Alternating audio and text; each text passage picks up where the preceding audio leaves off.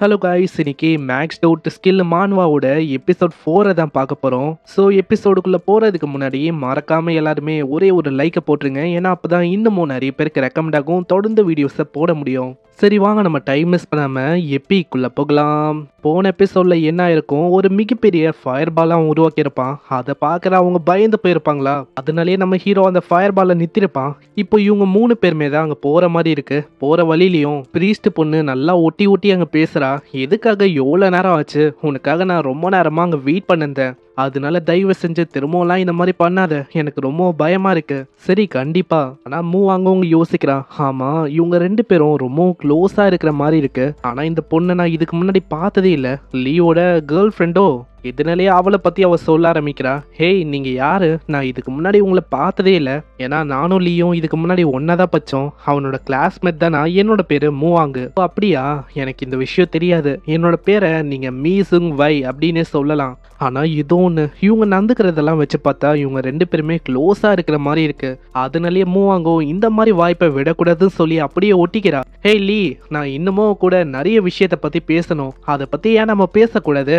ஏன்னா நான் அந்த இடத்துல பார்த்தேன், உன்னோட அவேக்னிங் ப்ராசஸ்ல ஏதோ ஒரு பிரச்சனை இந்த மாதிரி எனக்கு தெரிஞ்சிச்சு. பிரச்சனைன்னு இல்லை, நீ கேள்விப்பட்ட மாதிரியே ஆர்டினரியான ஒரு பேசிக் மேஜ் தானா. ஆனா நீ நினைக்கிற மாதிரி எப்பயுமே ஸ்பெஷலான ப்ரொஃபஷன் இருந்தால் தான் நம்ம ஸ்ட்ராங்கா இருப்போம் அப்படின்லாம் ஒன்றும் இல்லை. அது இல்லாமையே நம்மளால ஸ்ட்ராங்கா மாற முடியும். எனக்குன்னு அதுக்கான வழியும் இருக்கு. இதே மாதிரி கொஞ்ச நேரம் போகுது. போற வழியில இருக்க மாஸ்டர்ஸ் எல்லாத்தையுமே ஆளு பறக்க வர்றான். அங்க எக்ஸ்பீரியன்ஸ் பாயிண்ட் அவனுக்கு கெயின் ஆகுது. லெவல் 18க்கும் அங்க போறான். பின்னாடியே மூவாங்கோ அந்த ப்ரீஸ்ட் பொண்ணு கிட்ட கேட்கிறான். ஆமா, நம்ம லீ வந்து இப்படிதானா? ஸ்டார்டிங்ல லீயை பார்க்கும்போது நானும் இப்படிதான், ரொம்ப ஆச்சரியமான. போக போக உனக்கு பழகிடும். எனக்கு தெரியல, லீ வந்து பயன்படுத்துற ஒரு ஸ்கில்லும் பிகினர் லெவல்ல இருக்க ஸ்கில்லா இருக்கு. அப்படி இருக்கும் போதும் எதனால இவன் இந்த அளவுக்கு ரொம்ப ஸ்ட்ராங்கா இருக்கான்? லீயோட ஒரு அட்டாக்கும் ரொம்ப பயங்கரமா இருக்கு. ஹீரோ யோசிக்கும் போது லீ முன்னாடி லெவல் 27ல இருக்க ஒரு பாஸ் ஸ்கெலிட்டன் நைட்டு அதுவும் முன்னாடி வந்து நிக்க, உடனே லீயும் அவனோட ஸ்வாம்ப் அந்த ஸ்பெல்ல அவன் பயன்படுத்துறான். நீங்க எத்தனை பேர் வேணா வாங்க, ஆனா எனக்கு கவலை இல்லை. இந்த மாதிரி என்கிட்ட ஸ்கில் இருக்கும் போது உன்ன மாதிரி ஒரு ஸ்கெலிட்டனால என்ன எதுவுமே பண்ண முடியாது. அதுங்களும் அதுல மாட்டி தத்தளிக்கும். ஆனா ஹீரோ எதிர்பார்க்காத விஷயம் என்னன்னா, அந்த வித்தியாசமான குதிரையை வச்சு அந்த ஸ்கெலிட்டன் நைட்டும் அப்படியே வெளியில வந்து பயங்கரமா தாக்கிது. இதனால லீ ரொம்ப தூரமா போய் விழுறான். அங்க அவங்க 2 பேருமே ஷாக் ஆகி லீ அப்படின்னு கத்துறாங்க. லீயை தாக்குனனால அந்த ஸ்வாம்ப் அந்த ஸ்பெல்லும் டிசேபிள் ஆயிடுது. அங்க அதுங்களும் நம்ம லீயை தாக்கலான்னு வர, உடனே ப்ரீஸ்ட் பொண்ணு சொல்றான், நீ வந்து நம்ம லீயை எப்படியாச்சும் காப்பாத்து, நான் எப்படியாச்சும் உங்களுக்கு டைமை கொடுக்குறேன், டிஸ்ட்ராக்ட் பண்ண பாக்குறேன். பின்னாடியே மூவாங்கும் யோசிக்கிறா. என்னதான் நான் பயமா இருந்தாலும் நான் இதை பண்ணிதான் ஆகணும். ஆனா அதுக்குள்ள திடீர்னு ஒரு ஐசிஆரோ டைரக்டா அந்த பாஸோட மண்டியிலே தாக்குது. அப்புறம் தான் தெரியுது அது நம்ம லீ தான். நல்ல வேலை அந்த இடத்துல லைட்னஸ் அந்த ஸ்கில்லை நான் பயன்படுத்தினேன். இல்லைன்னா அவ்வளோதான், இப்போதைக்கு என்னோட கதையை முடிஞ்சிருக்கும். ஆனால் நான் சுத்தமாக யோசிக்காத விஷயம் என்னன்னா, இந்த ஸ்கெலிட்டன் நைட்டால லாங் ரேஞ்ச் அட்டாக்கி பண்ண முடியும் நான் சுத்தமாக எதிர்பார்க்கல. அந்த இடத்துல பின்னாடியே ப்ரீஸ்ட் பொண்ணும் முடிஞ்ச அளவுக்கு ஹீல் பண்ண ஆரம்பிக்கிறா. அதுவும் பயங்கர வேகமாக தாக்குறதுக்கு வந்து. ஆனால் அதுக்குள்ள நம்ம மூவாங்க அவளோட பிளெஸிங் அந்த எபிலிட்டியை பயன்படுத்துறா. இதனால வானத்தில் ஒரு மிகப்பெரிய ஒளியும் அப்படியே அப்பியர் ஆகுது. அந்த ஒளி டைரக்டா நம்ம ஆளுங்க மேலே பட, அதுங்க எல்லாமே டார்க் கிரியேச்சர். அதனாலேயே அதுங்களால கிட்ட நெருங்க முடியல. இதை ஒரு வாய்ப்பா வச்சு லைட்டிங் ஸ்பெல்ல வச்சு அவன் தாக்குறான். ஆனால் முன்ன இருந்ததை விட பல மடங்கு ரொம்ப டேமேஜ் அதிகமா போகுது. இப்பதான் ப்ரீஸ்ட் பொண்ணுக்கு புரியுது எல்லாத்துக்குமே காரணம் பின்னாடி இருக்க மூவாங் தான். மூவாங் அவளோட பிளெஸிங் அந்த எபிலிட்டியை பயன்படுத்தினா இது மூலமா டேமேஜ் இன்னுமா அதிகமாகும். அது ஒரு ஹோலியான எபிலிட்டியா மாறிடும். ஆனா நான் யோசிக்கிறபடி பார்த்தா மூவாங்கோட ப்ரொஃபஷன் அது கண்டிப்பா ரொம்ப பயங்கரமான ஹோலி ப்ரீஸ்ட் அதுதான் நினைக்கிறேன். இந்த சைடு அந்த ஸ்கெலிட்டன் நைட்டால நகர முடியல. அதுவும் அப்படியே பேரலைஸ் ஆயிடுது. ஹே மூவாங், சீக்கிரம் அந்த ஹோலி லைட் அந்த எபிலிட்டியை பயன்படுத்து. ப்ரீஸ்ட் பண்ணும் அங்கே முடிஞ்ச அளவுக்கு டேமேஜை ஏற்றி வர மாதிரி ஸ்கில் அங்கே பயன்படுத்த ஆரம்பிக்கிறா. அதுவும் படுவேகமாக அங்கே முன்னேறி வருமா. கரெக்டான டைமில் அந்த பிளெஸிங்கும் ஆக்டிவேட் ஆகுது. ஒரு பயங்கரமான ஒளியும் வானத்துலேருந்து அப்படியே சீறி பாயுது. அந்த ஸ்கெலிட்டனுக்கு அங்கே கண்ணே தெரியல இங்கே என்னதான் ஆகுதுன்னு. அந்த ஒளி போனக்கப்புறம் தாக்கலான்னு வந்தா அந்த இடத்துல யாருமே இல்லை. ஆமா, இவங்க எல்லாருமே எங்க போனாங்க இப்படியாவது யோசிக்க. ஆனா ரொம்ப லேட் ஆயிடுச்சு. ஐசாரோ வச்சு மொத்தமா அதோட கதையை முச்சிடறான். அவ்வளவுதான், நாங்க வெற்றிகரமா ஜெயிச்சிட்டோம். இதே மாதிரி நம்ம லீயோட லெவலும் 18ல இருந்து 20க்கு போகுது. சி கிரேட்ல இருக்க ஒரு ஸ்கில்லும் அவனுக்கு கிடைக்குது, போன்ஸ் பியர்சிங் ஸ்பெல்லுன்னு. இது மூலமா என்ன ஆகும்னா, நம்ம ஹீரோ தாக்குற அந்த இடம் அது வந்து ஒரு வீக்கான ஸ்பாட்டா அமையும். ஆல்ரெடி அது ஒரு வீக்கான ஸ்பாட்டா இருக்குன்னா அது இன்னமும் டேமேஜா அதிகப்படுத்தும். ஆனா இப்ப யோசிக்க வேண்டிய விஷயம் என்னன்னா, இப்போ நம்ம ஹீரோவோட ஸ்லாட் ஃபுல்லா இருக்கு, எதை வைக்கலாம் எதை பயன்படுத்த வேணாம் அப்படின்னு தான் யோசிக்கிறான். இந்த பிரீஸ்ட் பொண்ணு மூவாங்கு இவங்க 2 பேரும் லெவலப் ஆயிட்டாங்க. அங்க லூவும் இந்த விஷயத்த பத்தி யோசனை இருக்கான். பின்னாடியே நம்ம மூவாங்கும் லெவலப் பண்றதுக்கான அந்த ஐட்டமை கொடுக்குறா.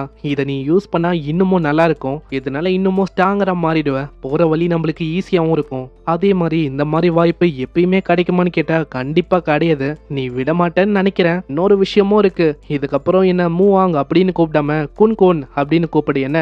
அதுக்கு நம்ம ஹீரோ ஒத்துக்கிறான். சரி ரொம்ப நன்றி, இந்த விஷயத்த நான் மறக்க மாட்டேன், ஃபியூச்சர்ல கண்டிப்பா இதுக்காக நான் உனக்கு ரீபே பண்றேன். ஆனா இதை கேட்கிறவ என்ன நினைச்சாலோ தெரியல, ஒரு மாதிரி ரொம்ப பிளஷ் ஆகுறா. நெக்ஸ்ட் சீன்ல மூவாங்க இதுக்கு முன்னாடி ப்ரொடெக்ட் பண்ணாங்களே 2 கார்ட்ஸ், அவங்க 2 பேரும் பயங்கரமா அடி வாங்குறாங்க.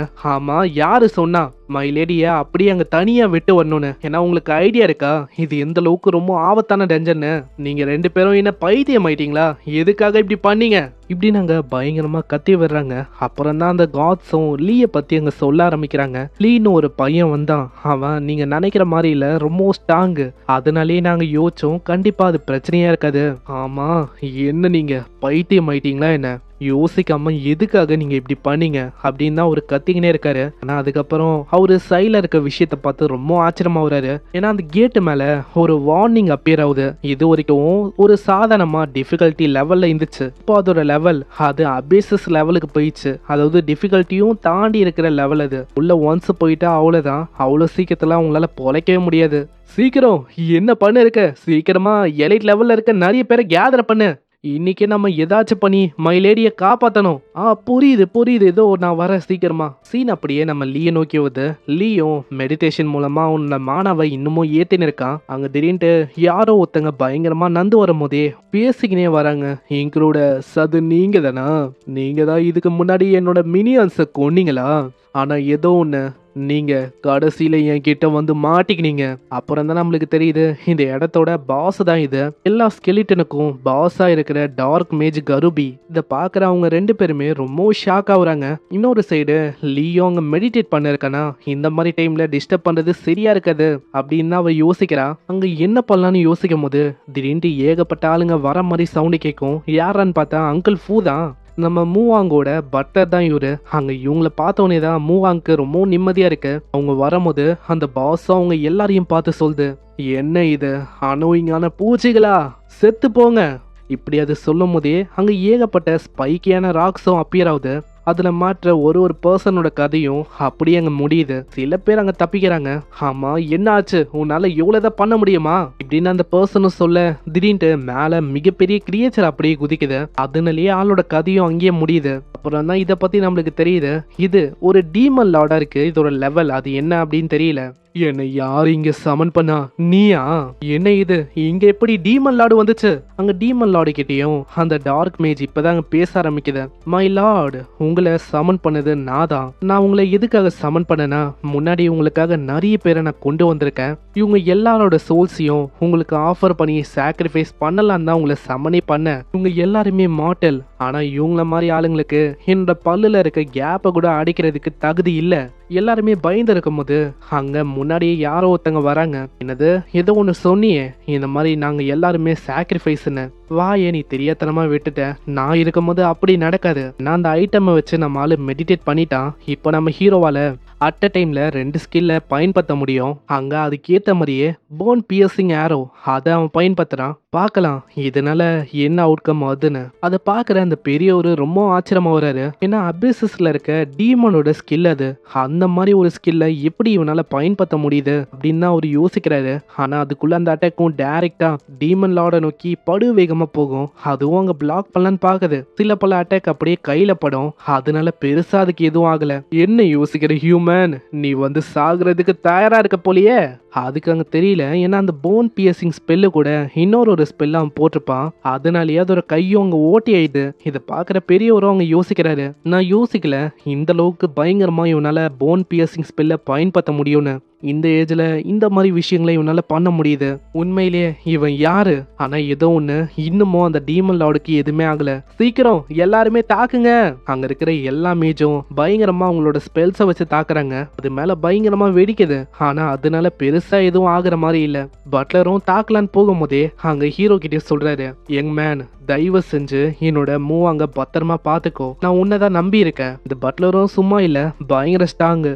அந்த டீமனும் ஒரு வித்தியாசமான ஸ்பெல் அங்க போடுது. அதுவும் டைரக்டா அவரை நோக்கி வர அவரோட ஸ்வாட வச்சு எப்படியோ அந்த ஸ்பெல் அங்க தடுக்கிறாரு. டீமன், நீ பண்ண விஷயத்துக்கு நான் உன்னை விட மாட்டேன்.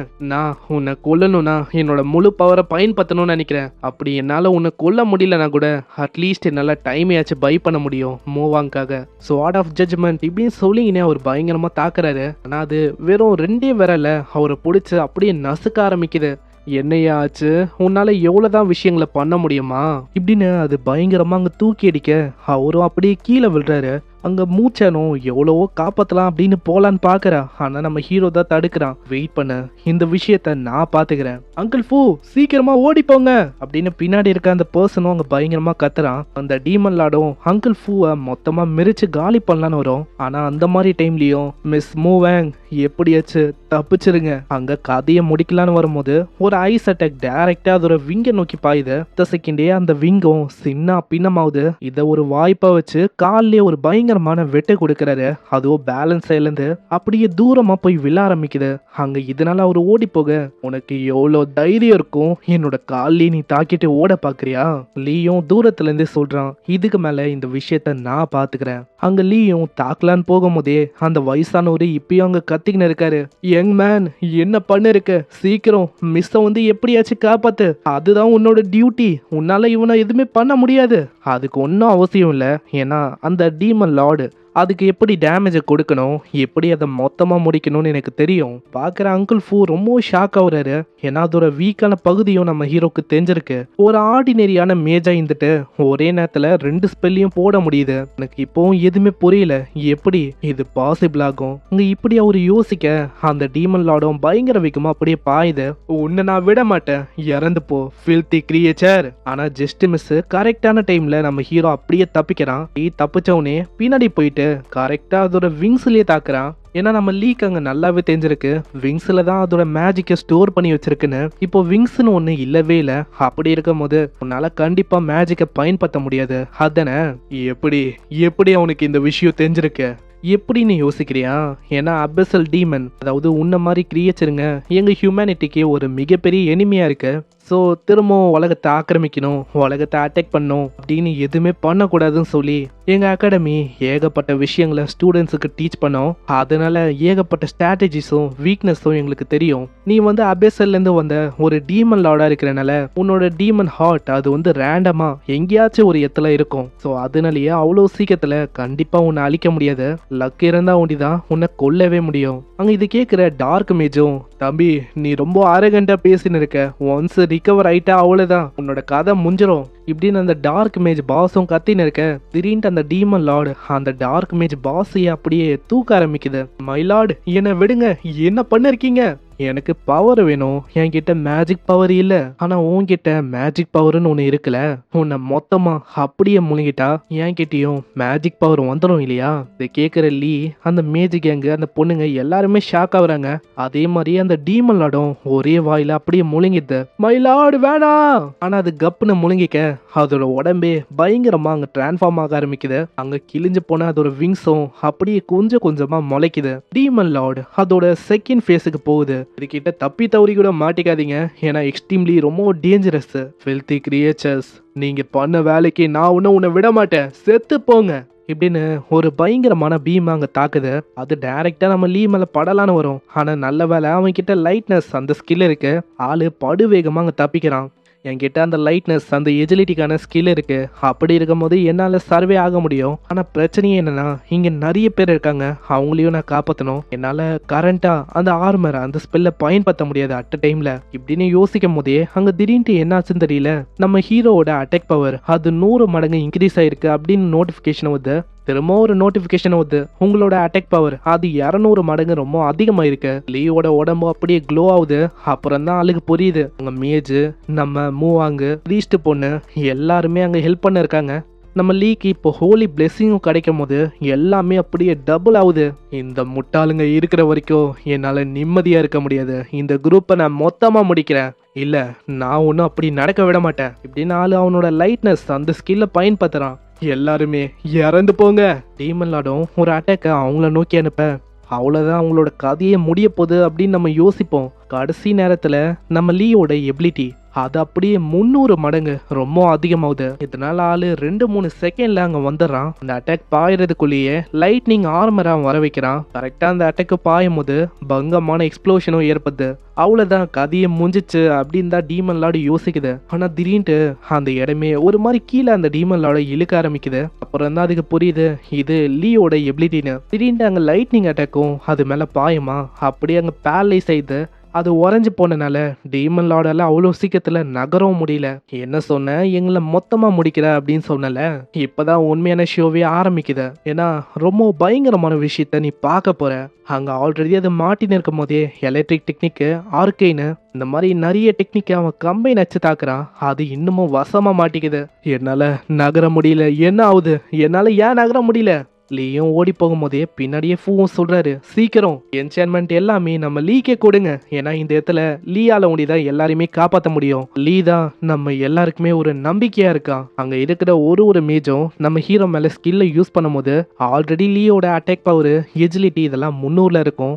இப்போ அது 600, 700, 1000 இப்படின்னு ஏறிக்கினே போகுது. அங்க இதெல்லாம் தெரியாத டீமன் லார்டும், நீ வந்து என்னையே கொல்லலான்னு பாக்குறல, உன்னோட கதையை முடிக்கிறேன் ஃபூலிஷான ஹியூமன் இப்படின்னு திரும்பவும் வாயால ஒரு மிகப்பெரிய பிளாஸ்ட் அங்க ஏற்பட்டது. ஆனா லீ கரெக்டான டைம்ல அங்க போன் ஸ்பியரிங் ஸ்பெல்லையும் ஃபயர் பால் அந்த ஸ்பெல்லையும் பயன்படுத்துறான். அது ரெண்டுமே மர்ஜ் ஆனனால அதுல நெருப்பு அப்படி பத்திக்கின்னு போகுது. அங்க வந்த அட்டாக்க அப்படியே சீறி பாஞ்சு அதோட கை முழுக்க அப்படியே குத்திக்குது.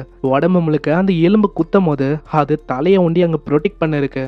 இப்போ இதுதான் விஷயம்னா ஏதோ ஒரு விஷயம் சரியில்லை. அங்க நீ வந்து ஏதோ ஒன்றை மறைக்கிற, அதானே மனுஷனே? நீ என்ன யோசிக்கிற? அப்படி நான் மறைச்சா உனக்கு என்ன?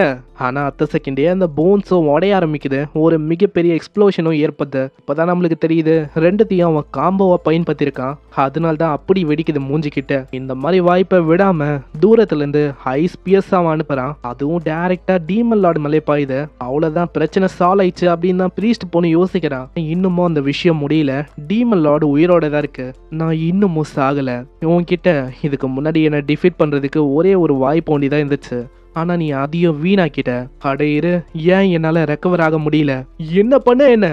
என்ன ஆச்சு அப்படின்னு நானே உனக்கு சொல்றேன். என்னன்னா, மேல தாக்குற ஒரு ஸ்பெல்லும் ஒரு காம்போட இருக்கிற ஒரு ஸ்பெல்லு தான். இந்த வாட்டி ஸ்லோ ஆக்குற அந்த ஸ்பெல்லை நான் போட்டிருக்கேன். அவ்வளோ சீக்கிரத்துல நீ ரீஜெனரேட் பண்ண ட்ரை பண்ணாலும் அங்க ரீஜெனரேட் ஆகாது, பொறுமையா தான் ஆகும். அதுக்குள்ள நான் உன்னோட கதையை முடிச்சிடுவேன். தேவையில்லாம என்கிட்ட மோதின்னு இருக்க. இந்த மாதிரி சின்ன ட்ரிக்கை வச்செல்லாம் என்ன எதுவுமே பண்ண முடியாது. நான் இன்னமும் உங்ககிட்ட சொல்லலாம்னு நினைக்கிறேன். ஏன்னா இது ஒண்டிதான் என்கிட்ட ட்ரிக்ஸா இருக்கான்னு கேட்டா கிடையாது. கொஞ்சம் பின்னாடி பாரு ராஜா. ஆல்ரெடி டீமன் லார்டுக்கு மேலே ஏகப்பட்ட ஐசி ஸ்பியர் இருக்கு. பார்க்காத போது கரெக்டான டைமில் அப்படியே பாய தலையை அப்படியே சுக்குநூறா ஒன்றுமே இல்லாமல் ஆக்குது. அங்கேயே அதோட கதையும் முடியுது. இதனால லீயோட லெவலும் 20லேருந்து டேரக்டா 25க்கு போகுது. ஹெல்ப் பண்ண ஒருத்தவங்களோட லெவலும் அங்க 2ஆ ஏற ஆரம்பிக்குது. அங்க ஃபூவும் யோசிக்கிறாரு, நான் யோசிக்கல, இந்த யங் மேனோட ஸ்ட்ரென்த் நான் நினச்சதை விட ரொம்ப அதிகமா இருக்கு. ஃபியூச்சர்ல இந்த உலகத்தையே இவன் வந்து மாத்துவான்னு நினைக்கிறேன். ஏன்னா இந்த உலகத்தையே பயங்கரமா ஆட வைக்கிற அளவுக்கு இவன் கிட்ட பவர் வந்து ஃபியூச்சர்ல வரலாம். அதனால இந்த பையன் கூட ஒரு நல்ல ரிலேஷன்ஷிப்ல நம்ம இருக்கணும். நான் தியரி படி பார்த்தா எந்த விதமான அயன் ரேங்க்ல இருக்க மேஜும் இந்த மாதிரி காம்போ ஸ்பெல்ல போடவே முடியாது. அப்படி இருக்கும்போது எப்படி இந்த லீயால போட முடியுது இப்படின்னு அவரு யோசிக்கிறாரு. ஆனா நம்ம ஹீரோவும் அங்க சொல்றான், அது உண்மைதான், ஆனா என்னோட ஸ்கில் எல்லாமே மேக்ஸ்ட் அவுட்டா இருக்குல்ல, அதனால நான் டிஃப்ரெண்டான லெவல்ல இருக்கேன், என்னால பண்ண முடியாது அப்படின்னு எந்த விதமான விஷயமும் இல்லை. அங்க இந்த மாதிரி டைம்லயும் பாடி கார்ட்ஸ் அங்க ஒரு மாதிரி தப்பா தான் நம்ம ஹீரோ பேசுறாங்க. எல்லாம் பஃபியும் அவனுக்கு கொடுத்தா யாரு வேணாலும் இந்த மாதிரி பண்ணலாம், ஈவன் நானே இதை பண்ணலாம். ஆமா ஆமா அங்க மூவாங் சொல்றான், அவங்க 2 பேரை கண்டுக்காத, அவங்க இப்படிதான் பைத்தியக்காரத்தனமா ஏதாச்சும் சொல்லின்னு இருப்பாங்க. லீட் டைரக்டா ப்ரீஸ்ட் பொண்ணுகிட்ட கேட்குறான், ஆமா இதுக்கப்புறம் உன்னோட பிளான் என்ன? அதுவா, நான் இன்னமும் ஸ்ட்ரென்த்தில் லேக்கிங்காக இருக்கேன்னு நினைக்கிறேன். ஸோ ஸ்ட்ரென்த்தை ஏற்றலாம், அதுக்கு வீக்கான ஏரியாஸுக்கு போய் இன்னமும் ஸ்ட்ராங்கராக மாறலாம் அப்படின்னு யோசிச்சிருக்கேன். அப்போதான் நம்ம 2 பேரால இன்னமும் நிறைய விஷயங்களை பண்ண முடியும். அங்கே மூவ் ஆகும் கிட்ட வந்துட்டு, நெக்ஸ்ட் டைம் நானும் கூட இருக்கணும் அப்படின்னு ஆசைப்படுறேன் அப்படின்னா ஒரு மாதிரி கையை வச்சுன்னு சொல்லுவாளா. நம்ம ஹீரோக்கு அங்கே தெரியல என்னதான் அவ சொல்ல ட்ரை பண்ணுறான்னு. அங்கே உடனே அங்கிள் ஃபூ தான் வந்து விஷயத்த விளக்க ஆரம்பிக்கிறாரு. மெஸ் வந்து என்ன ஆசைப்படுறாங்கன்னா, உங்களை அவங்களுடைய மேன்ஷனுக்கு இன்வைட் பண்ணோம் அப்படின்னு ஆசைப்படுறாங்க. உங்களை மாதிரி ஒரு பர்சன் அங்கே வர்றது எங்களுக்கு ரொம்ப ஹானரா இருக்கும். நீங்க எவ்வளோ சொல்றீங்கன்னா கண்டிப்பா நான் டெஃபினட்டா அங்கே வரேன். ஆனா ஏதோ ஒன்று, நீங்க தான் இந்த டீமன் லார்ட கொன்னீங்க, அதனால ஆல்மோஸ்ட் இந்த லூட் எல்லாமே உங்களுக்கு தான் சொந்தம். அங்க எடுத்தோடனே ஒரு டீமன் கிளாக் அவன் எடுக்கிறான். ஒரு பங்கமான மந்திர கோலம் இருக்கும், அதையும் ஆள் எடுக்கிறான். இது ரெண்டுமே லெவல் 25க்கு மேல இருந்தா தான் அங்க பயன்படுத்த முடியும். டீமன் கிளாக் இருக்கனால இவன் ஸ்டெல்த் மோட்ல இருப்பான், அவ்வளோ சீக்கிரத்துல மற்றவங்களால டிடெக்ட் பண்ண முடியாது. அதுக்கப்புறம் லீக்கு 2 விஷயம் அங்கே கிடைக்குது. ஹெபேசஸ் பாஸ் அப்படின்னு ஒரு விஷயம், இது ஸ்பெஷல் குவாலிட்டியில் இருக்க ஒரு பாஸ் தான். இது மூலமா இதை விடவும் டீப்பாக இருக்க பகுதிக்கு அவனால் போக முடியும். அதுவும் ஃபர்ஸ்ட் லேயர் வரைக்கும் போகலாமா. அங்கே 2வது அபிசஸ் ஸ்டோன் அப்படின்னு ஒரு விஷயமும் அங்கே கிடைக்குது. என் கையில் இருக்குது கோல்டு குவாலிட்டியில் இருக்கு. இதை வச்சு எக்யூப்மெண்ட்டை வேற லெவலாக நல்லா மாற்ற முடியுமா? ஆனால் இந்த மாதிரி விஷயம்லாம் நான் இது வரைக்கும் பார்த்ததே இல்லை. அங்கே பெரியவர் அந்த ஸ்டோனை பார்த்தோன்னே வியந்து போறாரு. ஏன்னா அது ஒரு பயங்கரமான ஜெம் ஸ்டோனு. இதை வச்சு குப்பையா இருக்க ஒரு ஐட்டமை கூட பங்கமான ஐட்டமா மாத்த முடியும். வெறும் அதுக்கு ஒரு பங்கமான ஆளை தேடினா போதும். இந்த உலகத்துல ஏகப்பட்ட ப்ரொஃபஷன் இருக்கு. சில ப்ரொஃபஷன் ஃபைட்டிங்க்கு உதவியா இருக்காது, ஆனா மற்ற ப்ரொஃபஷனுக்கு வேற லெவல்ல இருக்கும். ஃபார் எக்ஸாம்பிளுக்கு black smith, cooking chef, alchemist, இந்த மாதிரி ஆளுங்க வேற லெவல் பண்ணுவாங்க. அதனாலேயே அவருக்கு ஒரு பிளாக் ஸ்மித் அங்க தெரியுமா. அவரை மீட் பண்ண சொல்ல நம்ம ஹீரோவும் இன்ஃபர்மேஷனை வாங்கிட்டு ரொம்ப நன்றின்னு சொல்றான். இங்கே இவங்களோட பாதையை பிரியுது. இங்கே இந்த எபிசோடும் முடியுது. ஸோ இந்த எபிசோட் பிடிச்சிருக்கும்னு நினைக்கிறேன். கரண்ட்டாக நான் மானுவாவை தேர்ந்து இருக்கேன், ஏன்னா ஆல்ரெடி ஒன்று செலக்ட் பண்ணேன், ஆனால் ஏதோ ஒரு சேனலில் போட்டிருக்காங்க அப்படின்னு மெம்பர்ஸ் வந்து சொன்னாங்க, அதனால நான் போடல. என்ன பண்ணுறது, எதை செலக்ட் பண்ணாலும் ஆல்ரெடி ஏதாச்சும் ஒரு சேனலில் இருக்குது. ஸோ முடிஞ்சால் கீழே சஜஸ்ட் பண்ணுங்கள், மிகப்பெரிய உதவியாக இருக்கும். கீழே சஜஸ்ட் பண்ணுங்கள், அப்படி நல்லா இருந்தால் கண்டிப்பாக நம்ம பார்க்கலாம். மறக்காமல் கீழே லைக்கை போட்டுருங்க. ஏன்னா இந்த மான்வாக்கு டோட்டலாகவே 20 சாப்டர் தான், நம்ம 14 கிட்ட வந்துட்டோம். கூடிய சீக்கிரத்தில் இதுவும் முடிய போகுது. ஸோ சீக்கிரமாக நெக்ஸ்ட் மான்வாவை நான் ஆரம்பிக்கிறேன். நான் உங்களை நெக்ஸ்ட் எபிசோடில் சந்திக்கிறேன். தேங்க்யூ ஃபார் வாட்சிங். சைனரா.